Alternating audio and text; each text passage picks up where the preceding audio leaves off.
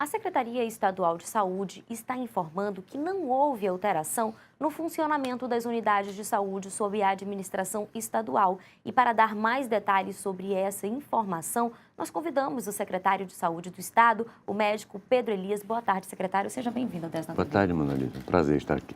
Bom, secretário, para começar, por que a Suzam resolveu reforçar essa informação de que não houve alteração no atendimento das unidades? Ana, desde que nós anunciamos a proposta de reestruturação, de reordenamento da nossa rede de saúde na capital, sobretudo, em que o Estado passaria a assumir definitivamente as atribuições que lhe são firmadas pela Constituição, que especialmente a média e alta complexidade, e também em função da grave crise econômica por que passa o país e o Estado do Amazonas, houveram alguns desdobramentos outros e que, infelizmente, parece que parte da população não acompanhou.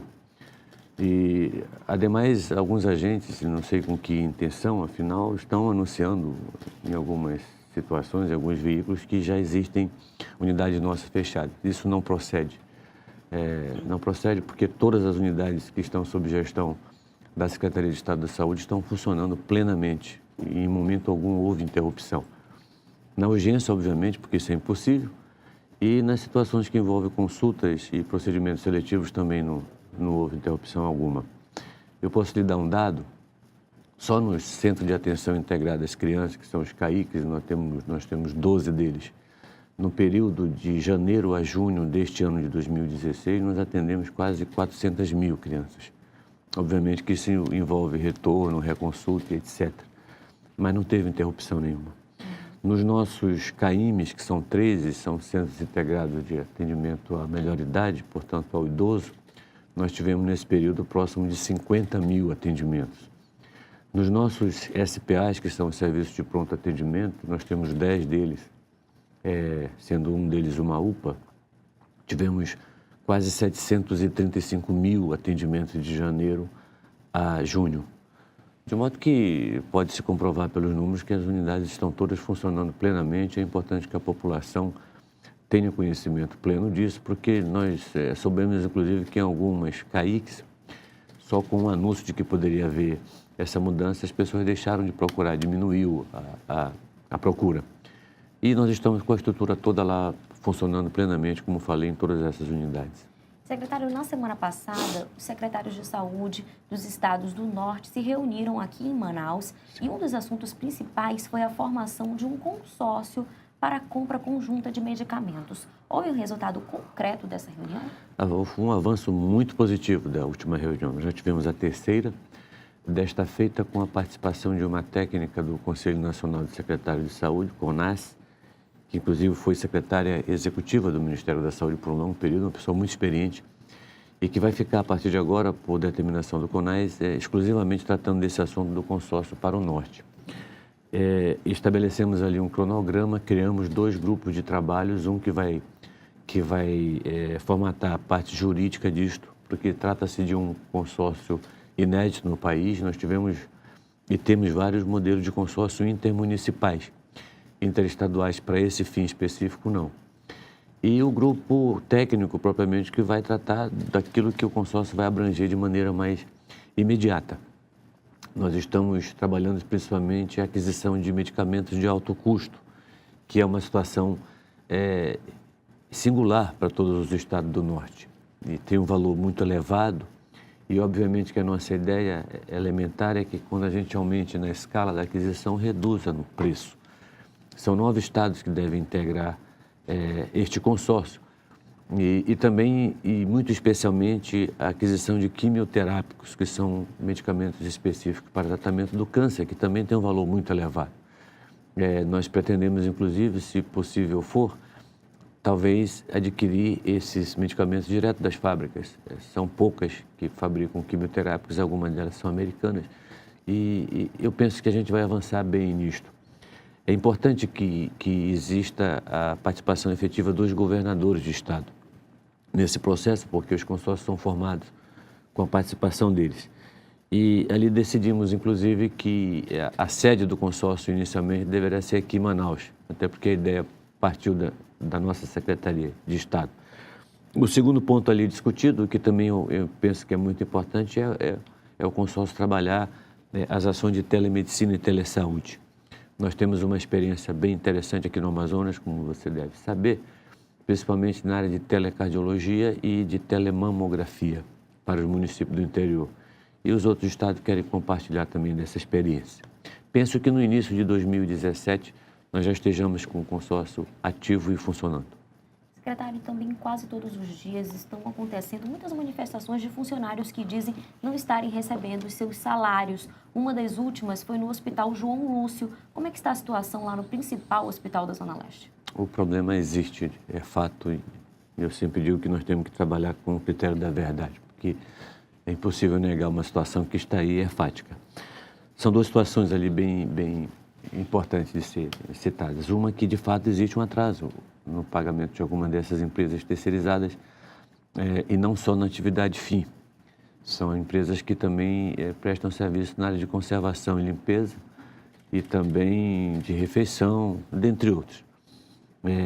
Nós estamos trabalhando junto com a Secretaria de Fazenda para tentar minimizar o problema, no sentido de tentar estabelecer um cronograma de pagamento.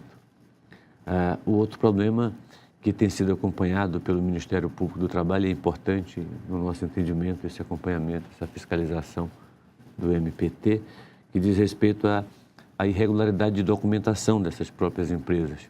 Ou seja, o Estado repassa o recurso para a empresa e ela fica impossibilitada por um motivo ou outro de repassar aos funcionários.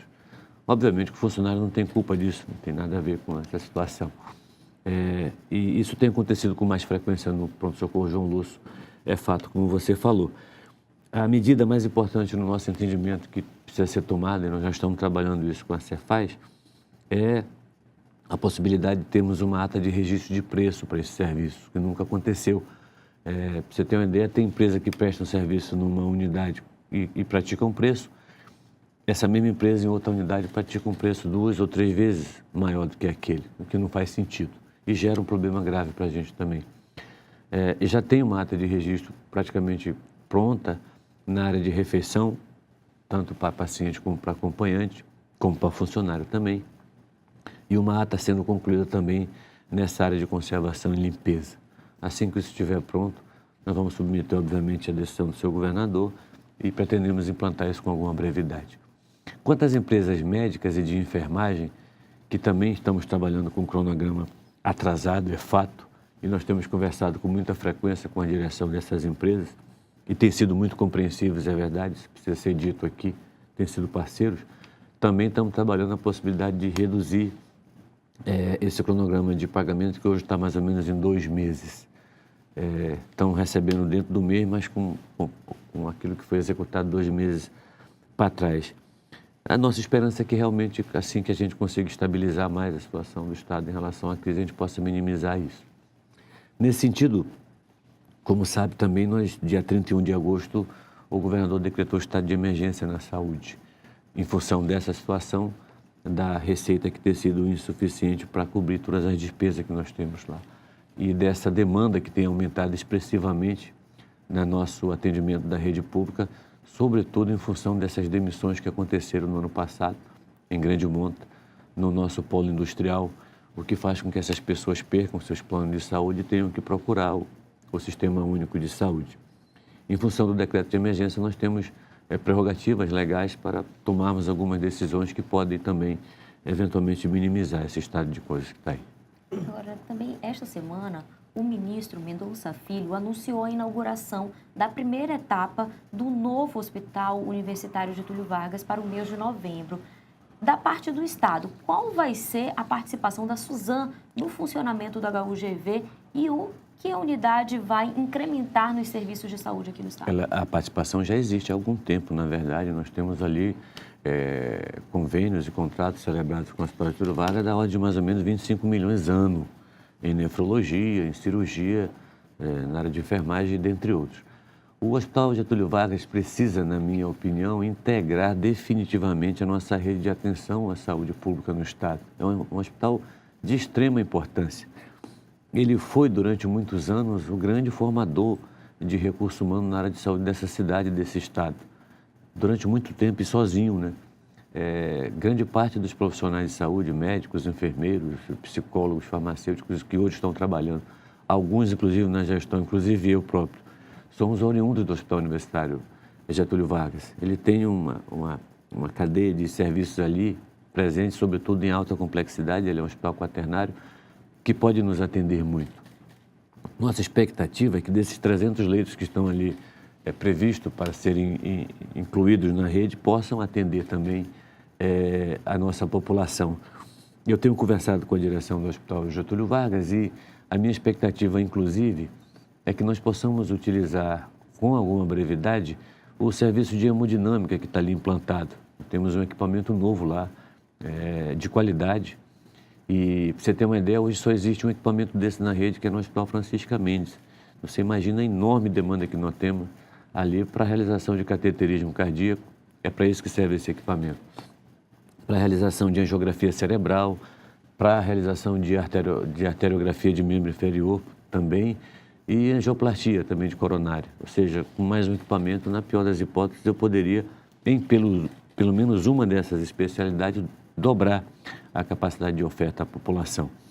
Eu não tenho ainda conhecimento, como você falou, quem anunciou isso foi o ministro da Educação, porque aquele é um hospital universitário federal.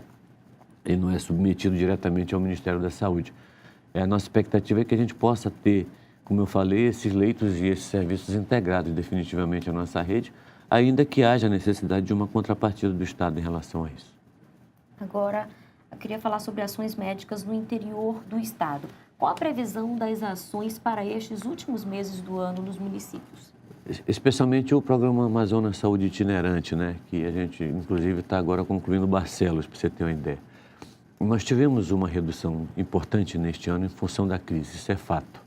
É muito oneroso para o Estado, com recursos tão somente do Tesouro Estadual, bancar esse tipo de atividade em municípios distantes, por exemplo.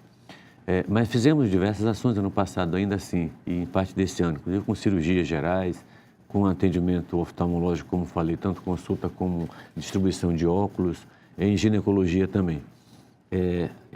Nessa especialidade especificamente, que é a oftalmologia, nós vamos manter um cronograma até o final do ano. Estamos planejando, se possível ainda para este ano, se não para o ano que vem, um programa de realização de cirurgias até a média complexidade. Desta feita nos 8 polos regionais que temos no interior. Isso iria abranger cirurgias como herniorrafia inguinal, como colestectomia, que é a cirurgia da vesícula biliar, cirurgia ginecológica, como retirada de mioma, por exemplo, e até cirurgia proctológica de média complexidade. Já temos isso planejado, vamos ter que aprovar num colegiado chamado CIB, que é a Comissão Intergestores Bipartite, e inclusive recurso com a possibilidade de utilização de recurso federal para tal.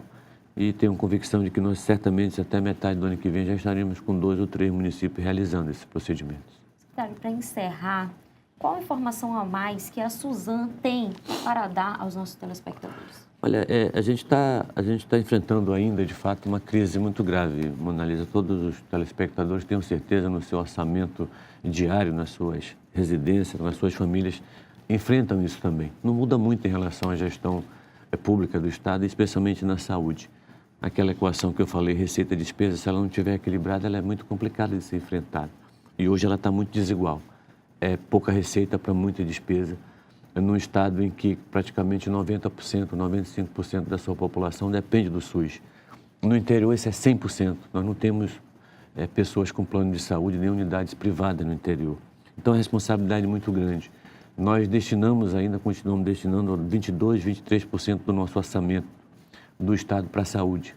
É muito dinheiro. E a contrapartida do governo federal ela é muito insuficiente, não chega a 20%.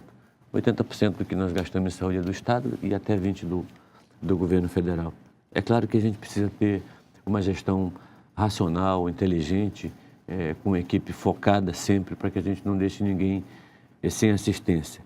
Tem 2 pontos importantes que eu queria citar para encerrar, aproveitando o seu espaço, que são críticos neste momento, e a gente pede sempre a compreensão da população, porque estamos enfrentando isso de frente, que é a questão do doente renal crônico. Você deve se deparar com isso aqui com alguma frequência, as pessoas que precisam fazer a gente chama de terapia renal substitutiva, principalmente hemodiálise.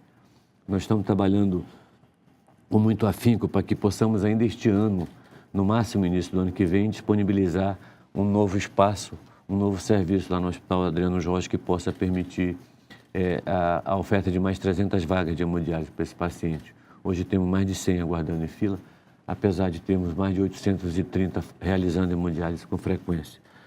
E a questão da cirurgia eletiva também, que é um outro problema sério, a gente tem uma fila importante, especialmente em ortopedia. Estamos trabalhando um novo projeto para que possamos trabalhar com essas empresas que prestam esse tipo de serviço de forma eletiva e por produção, que os profissionais recebam pelos procedimentos realizados. Eu penso que a gente em breve também vai começar a enfrentar esse problema de frente. E por fim, dar uma notícia boa aqui, talvez em primeira mão a você, que a partir de hoje nós estamos lá no pronto-socorro João Lúcio realizando cirurgias de clipagem de aneurisma cerebral com a utilização de um microscópio que adquirimos ano passado, valor de R$430 mil. E a partir de agora esses pacientes não precisarão mais ser removidos para outro hospital para realizar esse tipo de procedimento que passa a ser feito lá também no João Lúcio. Olha, eu conversei com o secretário estadual de saúde, o médico Pedro Elias. Muito obrigada pela sua presença. Até uma próxima oportunidade. Eu que agradeço. Boa tarde a todos.